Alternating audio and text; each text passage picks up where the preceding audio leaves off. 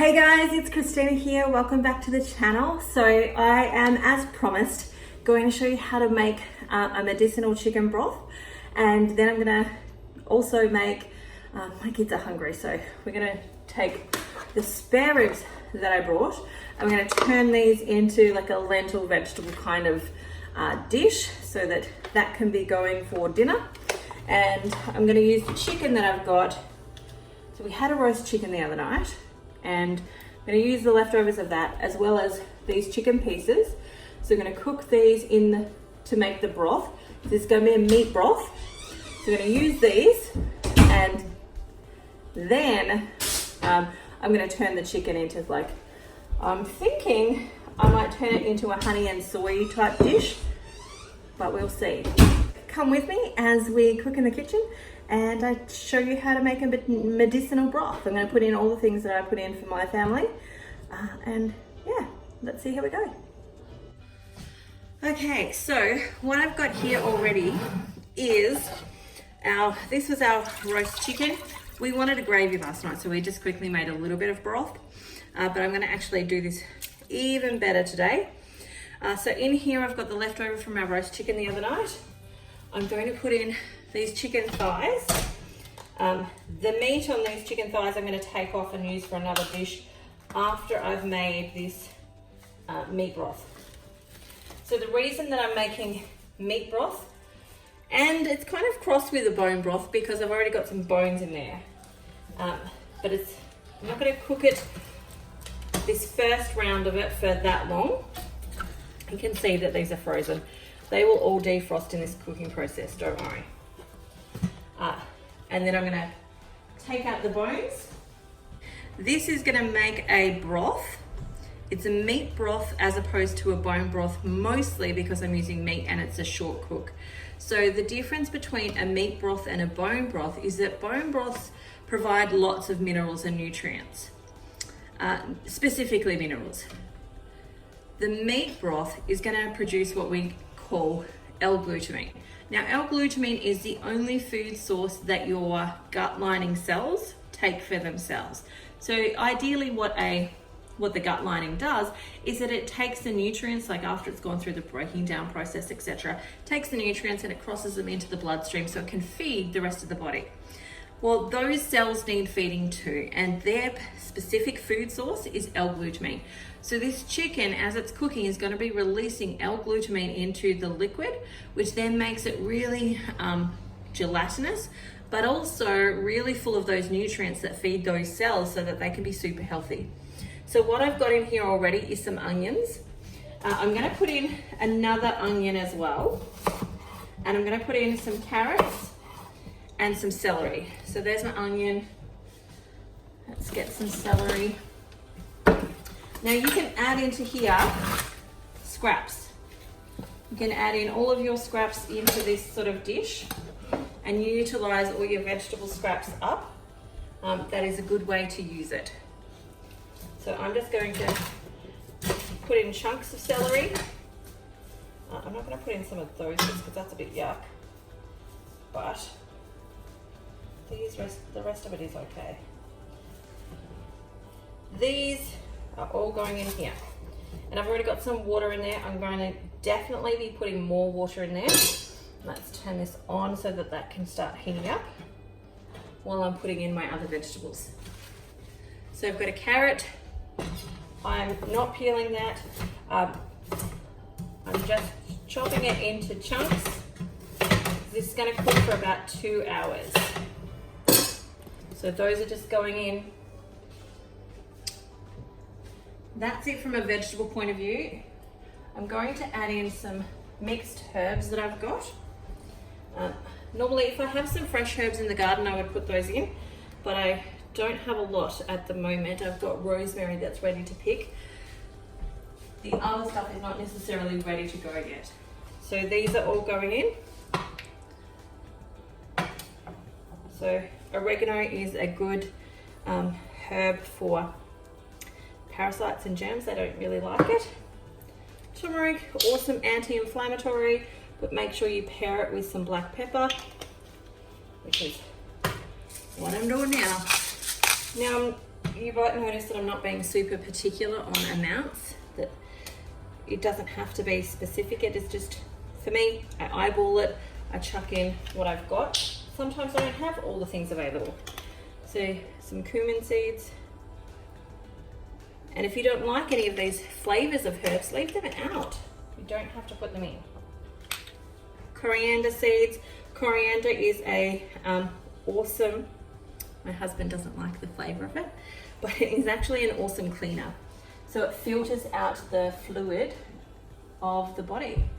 I've got a couple of cloves.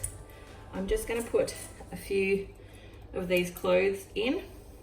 Cloves are, again, support the immune system. They protect against, you know, all sorts of germs right now. So I'm putting those in. What else have I got here? I've got some cardamom pods. I'm just going to put those cardamom pods straight in there. I like to buy my herbs from Austral Herbs because I'm Australian. So it's easier for me to get them at Austral Herbs. I'm putting in some nettle leaf because nettle is a good, it's a good nutritive herb. Like, it's very good at nourishing the body. Plus, it's going to support iron and so on. Now I've got some Now I have some astragalus root. I'm just going to put some of that in there. Astragalus root. Okay, that's going in there. What else have I got over here that I want to put in? I don't know that I want that. Ginger root. So I'm putting in some ginger, my dried herbs. And don't worry, all this is going to be strained out. Here is my favorite herb to put in, and this is reishi mushrooms. All of our medicinal mushrooms are super good for these sorts of things. So I'm actually also putting in shiitake mushrooms too. Shiitake mushrooms have some vitamin D content in them, as well as doing all the cleaning jobs. Like, mushrooms are awesome immune support and cleaners. They help to filter out our environment. So I'm putting some reishi mushrooms in there as well. And I don't have any kombu. So kombu is a seaweed that I usually use. I don't have any, so I'm going to be using some nori sheets at the moment. So I'm just going to take one out and stick it in there. So I'm just going to tear that a little bit. This is an awesome source of iodine. Seaweed is great for iodine, great for thyroid support, great for detoxification, all that sort of stuff. And I think that's it for now that I'm going to put in there. I have my kombucha. Now, this kombucha is a little bit on the vinegary side, so I'm actually going to pour this in just to help draw out some of the nutrients in the chicken bones that I have in there. You could switch this out for apple cider vinegar and still get some beautiful stuff. Like, it's the same, you're gonna get the same good benefits out of apple cider vinegar. Now I'm gonna fill this to the top with water.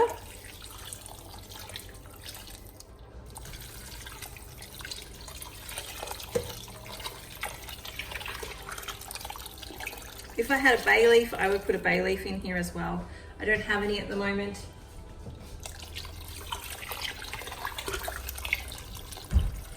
This is an 11-litre pot as well, so I can get quite a lot in here. Okay, so now what we're gonna do is put the lid on, just let this start to simmer away, and as it starts to simmer, what will happen is you'll start to get a foam developing on the top, and we're gonna spoon off that foam, and I'll show you how I do that. But in the meantime, let's get started on making some lunch for my family.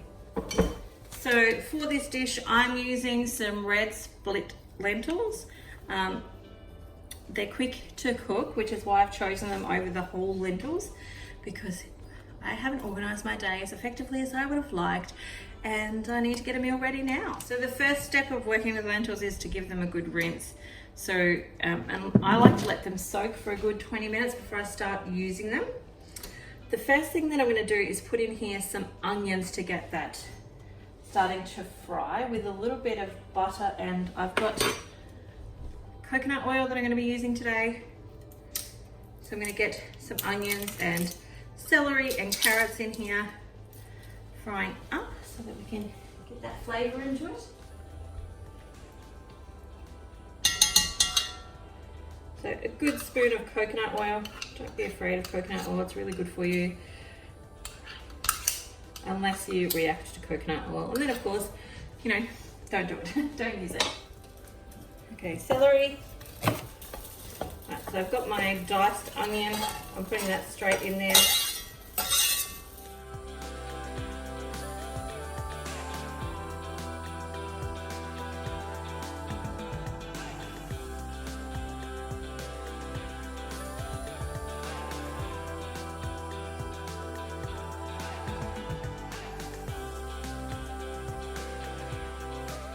I think I might put a little bit of butter in there because that's going to add some flavour to this.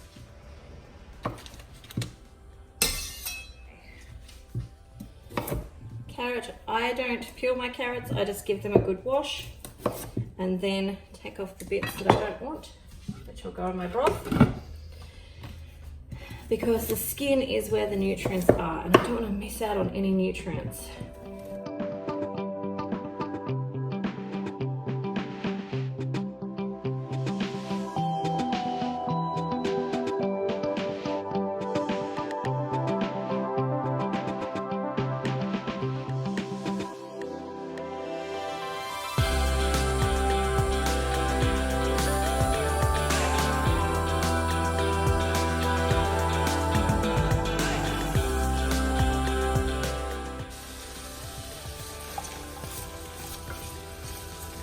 See, that's starting to get going now that I remember to turn the heat on. So we're just going to let that start to sweat a little bit, and then we're going to put in some other vegetables. So I'm going to prep the vegetables, cook, get them all chopped up and ready to go, so that when this is ready I can, put them in.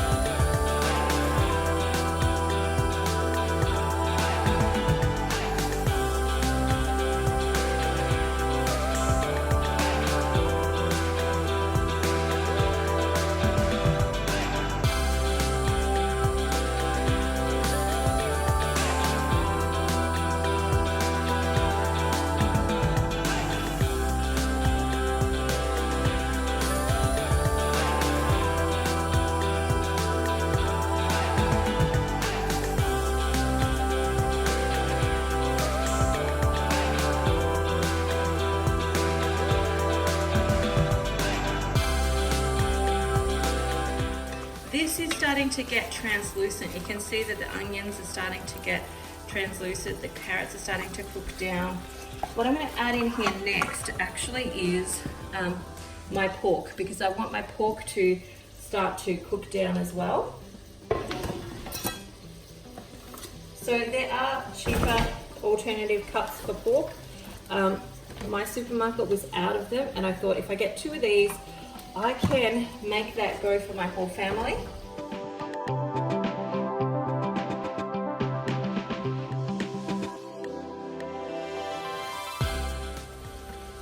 P.S. My kids have lost my knife sharpener. It's really, really annoying. I'm going to put that in there whole like that.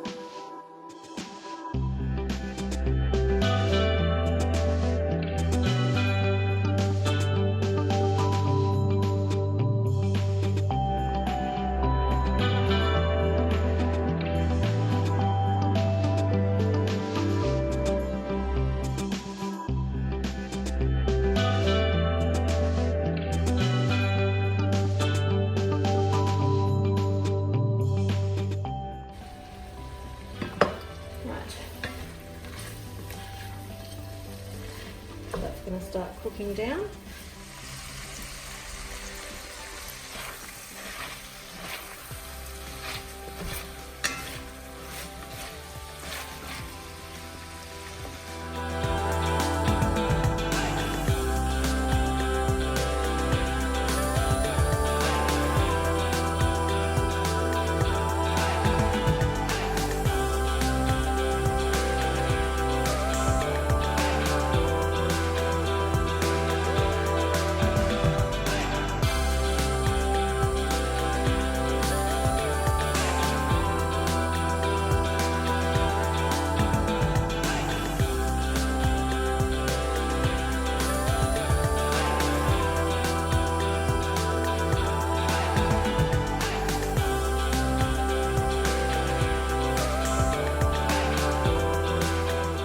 Okay, so my pork over here is almost cooked through, not all the way. It's going to require some more cooking, so I'm going to put the vegetables in here in just a second. I'm also now going to add in a little bit of this Thai flavored paste. Now ideally you should just grab the herbs. So the herbs are lemongrass, ginger, coriander and chili. Yesterday in the supermarket things are getting nutty, so I just wanted to get the flavors just go straight away as opposed to sort of mess around in there.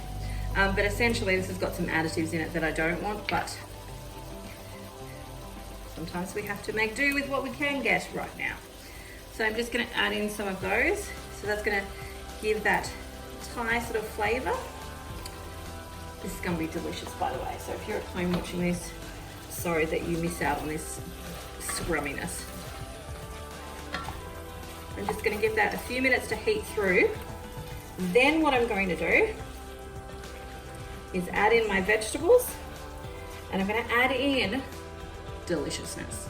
Probably looks gross to you on camera, but it is like last night we had roast pork, and this was water that we just put in the bottom of our roasting pan, and essentially that's turned into a meat broth for us. So this has got all the pork flavors in it. If you didn't have any pork, you could totally still make this dish by using like the gravy sort of essential juices that we've got here. Along with that, after that has cooked through quite a bit, I'm going to put in some coconut cream to give it a coconut creaminess. So let's go and add in our vegetables.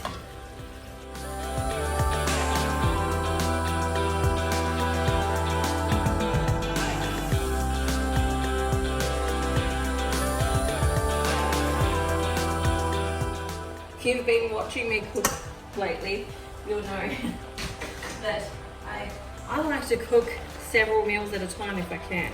Like if I can make the meal do us a few times, that's going to be my most optimal thing. This will reduce down as the vegetables start to get soft.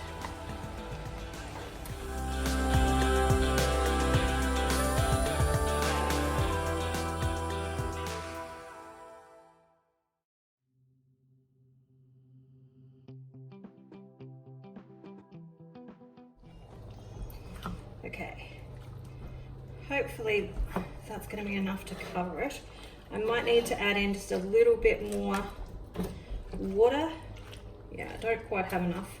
So I'm going to add in a little bit more water just to bring that up.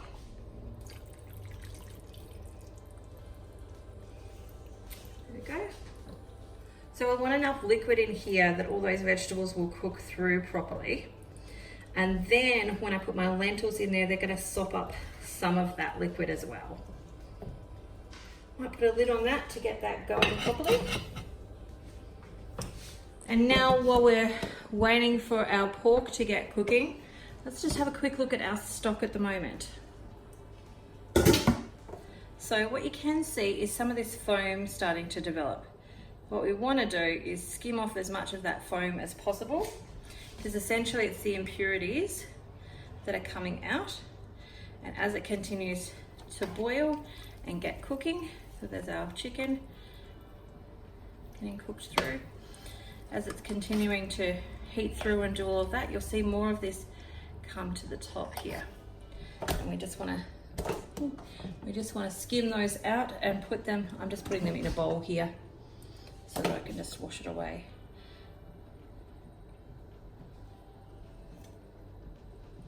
But the more this gets boiling, the more of those impurities will come to the top. It's a good idea every so often just to give it a bit of a stir as well. But that's what it looks like for now. I'll come and show you when there is some more foam developing on the top. Let's keep it going.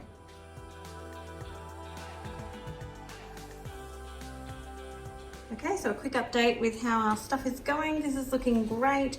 The vegetables still need more time to soften down. I'm about to put the lentils in a few minutes, however, so that they can cook through while this is cooking and starting to come to the boil. Let's have a look at our broth. So I'll just take the lid off.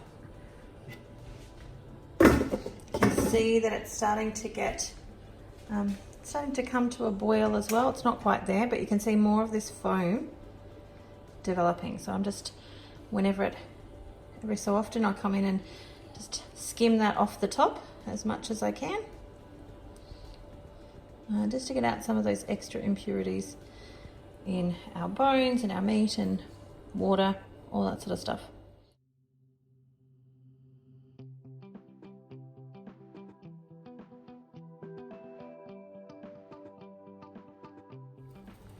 Okay, this has come to a boil, so what I'm going to do now is I'm going to add my lentils into here so that they can start absorbing some of that water as well.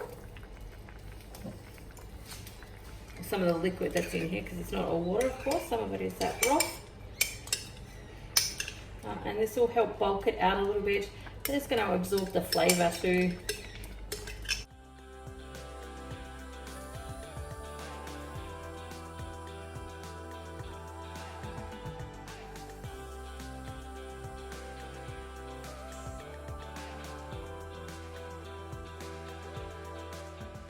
Okay, so I'm going to tell you what I just did. What I did was I took some of the extra liquid out and I've just set it in my jar here that I had my lentils in, so that I've created a bit more space in here so I can put in a few more lentils, because I really would like this to do 2 meals if I can make it do that. That would be awesome. So this could be breakfast for tomorrow. Yeah, so I've taken out some of that liquid. As this reduces, I'm going to put more of that liquid back in, so that I've still got all of the beautiful flavors and nutrients in there. But as this continues to cook, some of that liquid is going to reduce, and then I'm just going to keep topping it up with my broth that I've just taken out of here. As you can see, all of the good flavor on the top, and then there's, you know, the nutrient-based broth on the bottom. So I will add it back in. I just need a bit more room in my pot first. Also just going to taste a bit of this, and I'm going to add some salt to it. So, in case I missed it,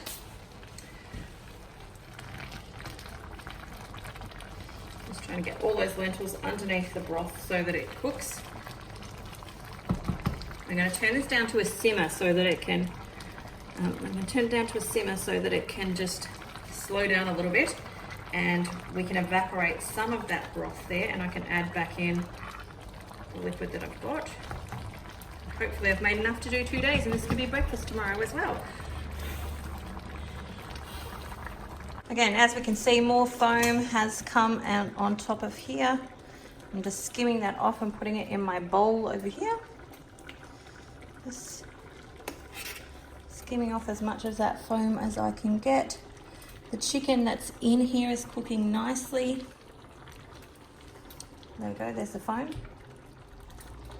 And you can see it's quite crowded with herbs and stuff at the moment. But what I will do when it's finished is I'll strain it out, and I will, of course, take out all my big pieces of chicken that I've got here that are cooked. See, this one is nearly cooked. I'll take out all my big pieces of chicken, and then I'll let those cool down, and I'll take the bones and stuff off of them. Like, I'll take the meat off of it and put that aside. I've got some honey and soy, or tamarin, so I might make some honey and soy stir fry with that chicken that's coming off of there. And I'll keep the bones, and I'll put them all in a fresh pot of water. I'll blow the steam away for you so you can see. But then I've got my chicken carcass. I will pick over that and get any chicken off of there that I still can. And then the bones are all going to go straight back into this pot after I've got the liquid out. and I'm going to turn this into a bone broth. So I'm not going to waste the bones on those thighs. I'm getting the most out of them. So I'm getting my meat broth first out of them, then I'm going to get the bone broth out of them. And it's the same sort of process. I'm just going to add a little bit more vinegar to the water to get more of the minerals out of the bones when this starts to cook as a bone broth. And I definitely still add all my herbs and stuff to that, because I'm not very good at taking supplements and so on. So I like to put as much in my food as possible. I'm not going to waste these pieces of vegetables either. I will just chop those down and put them into a meal, especially this first time round. They're still, you know, I'll still be able to turn them into something. Broth is now at a rolling boil. You can see it's very happy. I'm just going to turn this down now and let it simmer for another 30 minutes. And then it will be ready to just strain. I want to make sure that the chicken that I've got in there is thoroughly cooked through before I take it off the heat. But our lunch is ready. Our broth is going. It's looking good. There we go. It's all finished, dished up. Some of my people are going to love to eat this.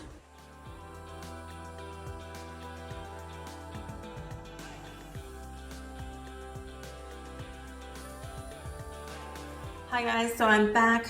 We've had lunch, so you can see a little bit less than half the pot is gone, but my kids really enjoyed it. Like, some of them even came back and had second bowls.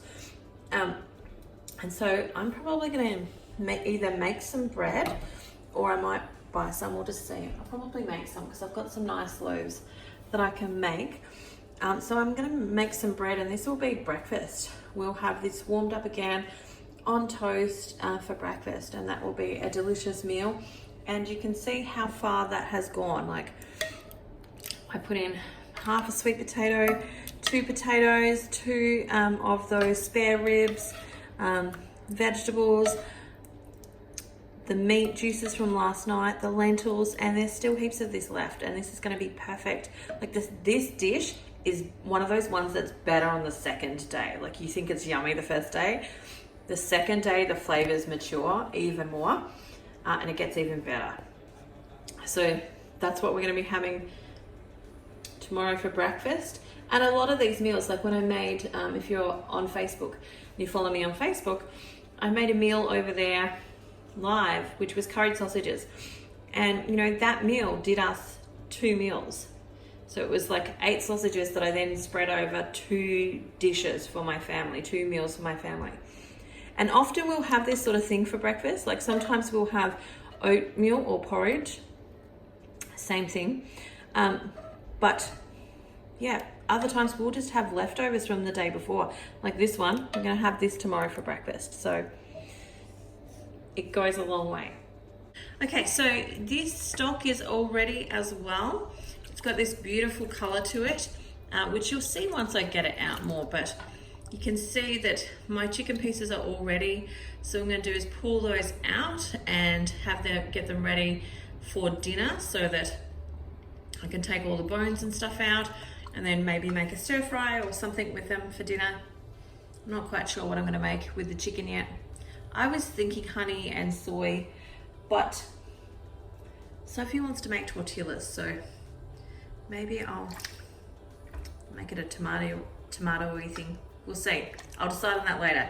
My next step is to go through, get all my meat out, and then strain out all of these herbs. So you can see the cardamom pods floating on the top. There's bits of ginger and stuff in here.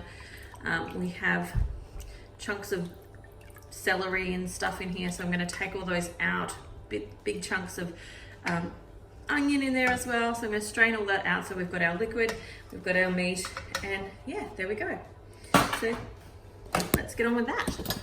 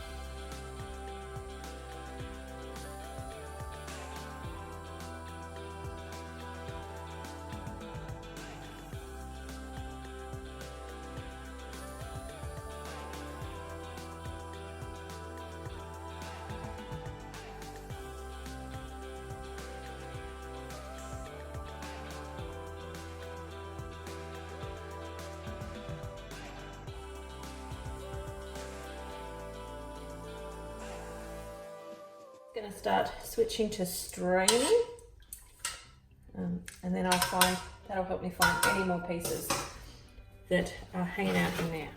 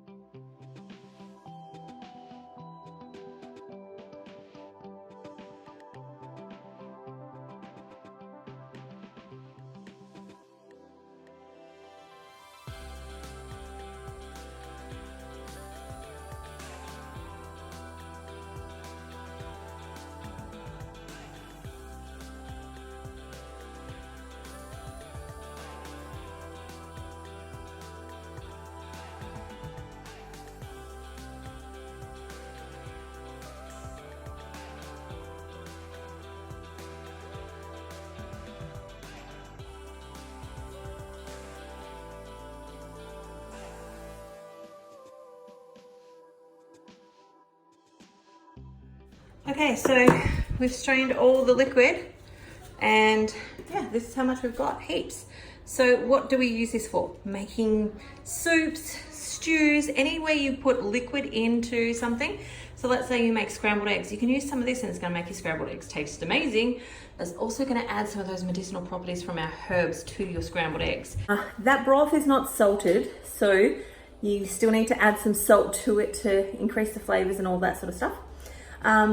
I'm not going to make bone broth tonight because I've been cooking all day and I just don't want to. And I've got 10 litres of stock and I don't have a big fridge at the moment.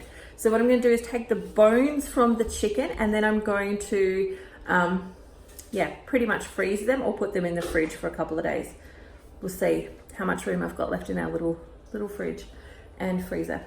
So that's it. I hope you have an amazing day wherever you are. If you're making chicken broth, if you add different things to yours, let me know. Tell me what you do in the comments. And if you've liked this, like and subscribe, and I'll happily do more of them for you. All right, bye for now. Catch you next time.